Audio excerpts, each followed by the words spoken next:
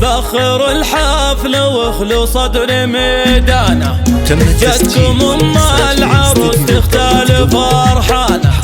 شاركوها فرحها بحفل غاليها، جد مسي على اهل الحفل وضيفانه،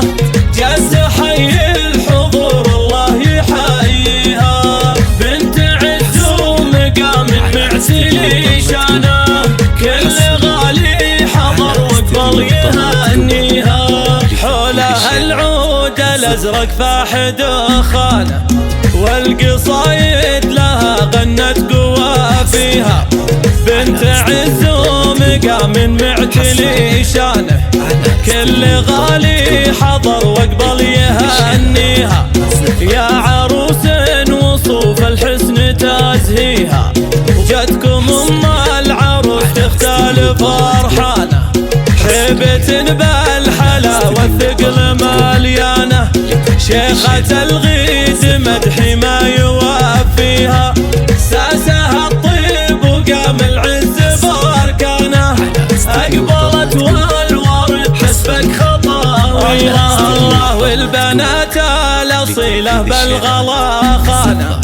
كالاميرات اليا صف حواليها، وجنبها عيالها كل على اقرانه، ماخذ المرتبه لولا وعاليها،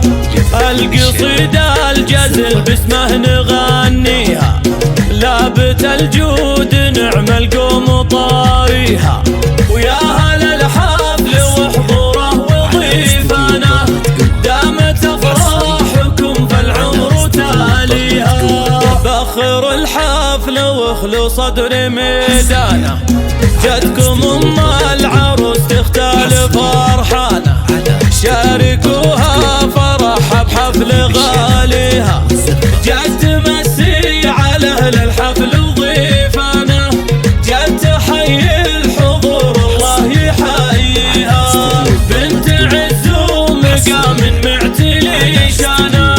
كل غالي حضر وقبل يهنيها، حولها العود الازرق فاح دخانه، والقصايد لها غنت قوافيها،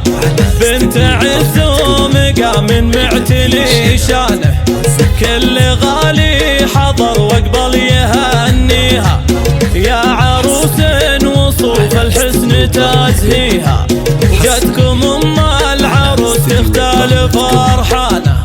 هيبة بالحلاوة الثقل مليانه، شيخة الغيد مدحي ما يوفيها، ساسها الطيب وقام العز باركانه، اقبلت والورد تسبق خطاويها، الله والبنات الاصيله بالغلا خانه، كالاميرات اليا صف حواليها، وجنبها عيالها كل على اقرانه، ماخذ المرتبه لولا وعاليها،